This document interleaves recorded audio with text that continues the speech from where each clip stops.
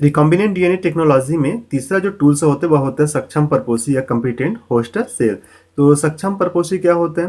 तो देखिए, सामान्य परपोषी कोशिका जो होता है या सामान्य होस्ट सेल जो होता है उसमें प्लाज्मिड जो होता है वो डायरेक्ट प्रवेश नहीं कर पाता है ना।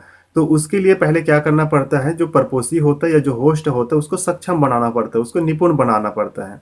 तभी जाकर के जो प्लाज्मिड होता है वह होस्ट सेल के अंदर में प्रवेश करता है।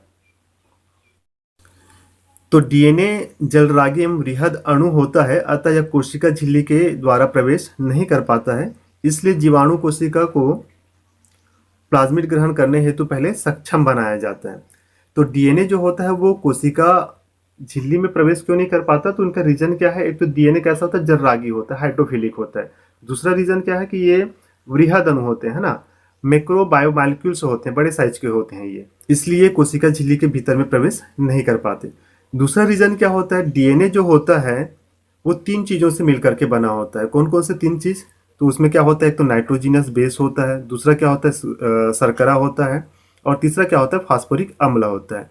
तो ये जो नाइट्रोजिनस बेस होता है इसमें कोई चार्ज नहीं होता। शुगर जो होता है ये न्यूट्रल होता है ना। और फास्फोरिक अम्ल जो होता है इसमें कौन सा चार्ज होता है? इसमें निगेटिव चार्ज होता है ना, माइनस चार्ज होता है इसमें। और इसीलिए पूरा जो डीएनए होता है इसमें कौन सा चार्ज होता है? माइनस चार्ज होता है ना, निगेटिव होता है डीएनए। और कोशिका झिल्ली की अगर बात करें तो कोशिका झिल्ली किसका बना होता है? तो एक जो कोशिका झिल्ली होता है तो आपको पता होगा कि ये बना होता है प्रोटीन और फास्फोलिपिड से। ठीक है, तो यहाँ पे क्या होगा, प्रोटीन होगा और फास्फोलिपिड होगा। तो फास्फोलिपिड है तो इसका मतलब क्या होगा कि फास्फोलिपिड है मतलब फास्फोरिक अम्ल से बनेगा, तो इसमें भी क्या होगा, माइनस चार्ज होगा। तो डीएनए में भी क्या होता है, माइनस चार्ज है, और इस प्लाज्मा झिल्ली में भी क्या दिख रहा है आपको, माइनस चार्ज दिख रहा है।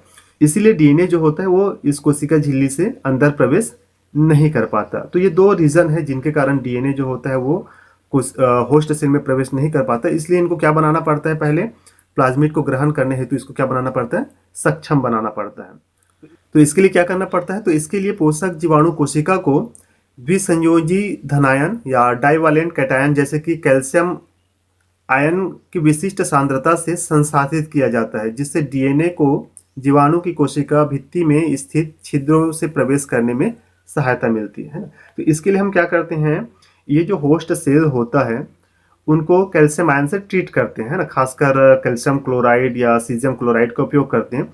तो क्या होगा, यहाँ पे देखिए पहले से यहाँ पे माइनस चार्ज था, तो जब हम इसको कैल्शियम आयन से ट्रीट करते हैं तो यहाँ पे क्या होगा, प्लस चार्ज होगा। अब डीएनए में माइनस चार्ज है और यहाँ पे कोशिका झिल्ली के पास में प्लस चार्ज है, तो सरलता से जो डीएनए होगा वो क्या होगा, यहाँ पर जाकर के चिपक जाएगा, है ना। जब होस्ट सेल में प्लाज्मिड चिपक जाता है तब क्या करते हैं, इन कोशिकाओं को पुनर्योगज डीएनए के साथ में बर्फ पर रखा जाता है ना। जो होस्ट सेल है उनको और प्लाज्मिड जो होता है जो चिपका हुआ है उनको क्या करते हैं, सबसे पहले हम बर्फ में रखते हैं 0 डिग्री सेंटीग्रेड पर। फिर थोड़े समय के लिए 42 डिग्री सेंटीग्रेड ताप प्रघात पर रखा जाता है। इनको हीट शॉक दिया जाता है, कितना, 42 डिग्री सेंटीग्रेड का। और फिर पुनः इसे वापस बर्फ पर रखा जाता है, जिससे पुनर्योगज डीएनए जीवाणु कोशिका में प्रवेश कर जाता है। चलिए इनको हम डायग्राम से समझते हैं। तो मैंने पहले बताया था कि प्लाज्मिड डीएनए जो होता है उसमें क्या होता है, माइनस चार्ज होता है। और ये जो प्लाज्मा झिल्ली होता है उसमें क्या होता है, फास्फोलिपिड होता है, इसलिए इसमें भी क्या होता है, माइनस चार्ज होता है। तो सबसे पहले हम क्या करते हैं, इसको द्विसंयोजी धनायन जो होता है, खासकर जैसे कि कैल्शियम क्लोराइड या सीजियम क्लोराइड जो होता है जिसमें धनायन होते हैं, उनके द्वारा इनको क्या करते हैं, ट्रीट करते हैं, इनको संसाधित करते हैं। तो क्या होता है, ये जो फास्फोलिपिड जो होता है जहाँ पे क्या था, माइनस चार्ज था, उनकी जगह यहाँ पे क्या आ जाता है, कोशिका झिल्ली पे प्लस चार्ज आ जाता है। तो प्लाज्मिड जो डीएनए था उसमें क्या था, माइनस चार्ज था, है ना। और यहाँ पे ये जो प्लाज्मा झिल्ली है वहाँ पे अब कौन सा चार्ज आ गया, प्लस चार्ज आ गया। तो अब क्या होगा, ये जो प्लाज्मिड होता है वो जा करके इसकी दीवार से, है ना, प्लाज्मा झिल्ली की दीवार से जाकर के क्या हो जाएगा, चिपक जाएगा।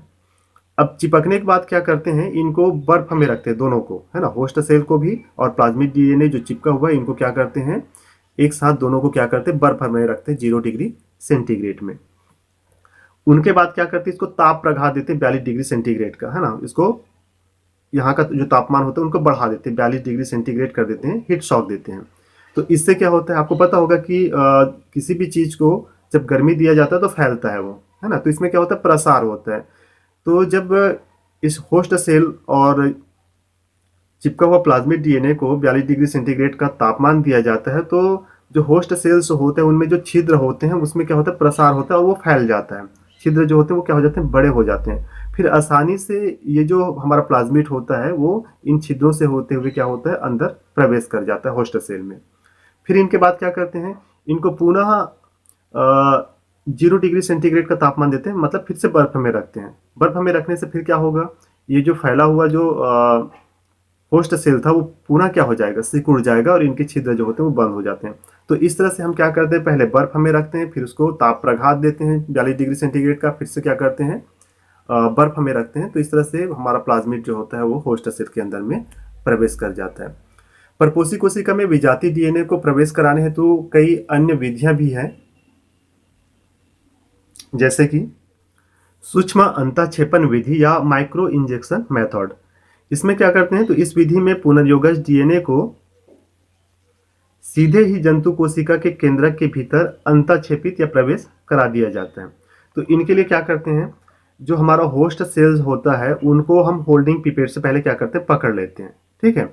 उनके बाद माइक्रो इंजेक्शन से क्या करते हैं, जो फॉरेन डीएनए होता है या विजातीय डीएनए होता है उनको डायरेक्ट क्या करते हैं, इस होस्ट सेल के अंदर में क्या करते हैं, प्रवेश करा देते हैं। तो माइक्रो इंजेक्शन के द्वारा हम डायरेक्ट क्या कर सकते हैं, प्लाज्मिड को होस्ट सेल में क्या करते हैं, प्रवेश करा सकते हैं। दूसरा जो विधि होता है वह कहलाता है बायोलिस्टिक या जीन गन विधि। तो इस विधि में क्या करते हैं, तो इस विधि में सोने या टंगस्टन के कण को जीन से स्तरित करके उच्च वेग से कोशिकाओं में बमबारी कर प्रवेश कराया जाता है। सबसे पहले क्या करते हैं, जो जीन होता है उनको सोना या टंगस्टन से क्या कर लेते हैं, आवृत कर लेते हैं, है ना। और उनके बाद क्या करते हैं, इसमें उच्च वेग से कोशिकाओं में इनको क्या करते हैं, बमबारी कराते हैं। जैसे यहाँ पे देखिए डायग्राम में, ये क्या है, जीन गन बैरल है ना। और यहाँ पे plastic disc with DNA coated gold particle, है ना, गोल्ड पार्टिकल है, उसमें हमारा क्या है, डीएनए है ना, प्लाज्मिड डीएनए है। तो जीन गन से क्या करते हैं, हम उच्च वेग से बमबारी करते हैं। तो यहाँ की जो पार्टिकल्स होते हैं वो डायरेक्ट क्या होते हैं, ये जो हमारा टारगेट प्लांट सेल होता है वहाँ पे क्या होता है, प्रवेश कर जाता है। तो इस तरह से हम जीन गन के द्वारा बमबारी करके हमारा जो प्लाज्मिड डीएनए होता है उनको क्या करते हैं, प्लांट सेल में पहुंचा देते हैं। तीसरा होता है अहानिकारक रोगजनक संवाहक का उपयोग करके भी हम क्या करते हैं, प्लाज्मिड को होस्ट सेल में पहुंचाते हैं। तो इसके लिए क्या करते हैं, तो इन संवाहकों को जब कोशिकाओं को संक्रमित करने दिया जाता है तब ये पुनर्योगज डीएनए को परपोषी कोशिका में स्थानांतरित कर देते हैं। मतलब जो वेक्टर होता है जब वो कोशिकाओं को क्या करते हैं, संक्रमित करते हैं, तो संक्रमित करते हैं तो उस स्थिति में ये हमारा जो पुनर्योगज डीएनए होता है या रिकॉम्बिनेंट डीएनए होता है वो डायरेक्ट कहाँ पे प्रवेश कर जाता है, परपोषी कोशिका में। तो होस्ट सेल में प्लाज्मिड को प्रवेश कराने के लिए अलग अलग विधियां हैं। यदि हमारा होस्ट सेल बैक्टीरिया है तो इसके लिए हमने क्या किया, बैक्टीरियल सेल को हमने कैल्शियम आयन से ट्रीट किया, फिर बर्फ में रखें, फिर 42 डिग्री सेंटीग्रेड ताप में रखें, फिर से 0 डिग्री सेंटीग्रेड ताप में रखें। तो हमारा जो रिकॉम्बिनेंट डीएनए था या प्लाज्मिड डीएनए था वो कहाँ पे प्रवेश कर गया, होस्ट सेल के अंदर। अगर एनिमल सेल है तब उसमें हमने क्या किया, जो माइक्रो इंजेक्शन था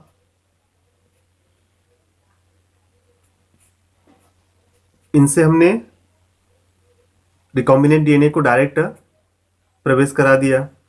अगर प्लांट सेल है तो प्लांट सेल था तो उसके लिए हमने क्या किया, जीन गन का उपयोग किया, है ना। जीन गन के द्वारा हमने डायरेक्ट क्या कर दिया, जो प्लाज्मिड डीएनए था या रिकॉम्बिनेंट डीएनए था उसको होस्ट सेल के अंदर में प्रवेश करा दिया। तो अलग अलग जीवों में प्लाज्मिड को हम अलग अलग तरीके से क्या कर सकते हैं, प्रवेश करा सकते हैं।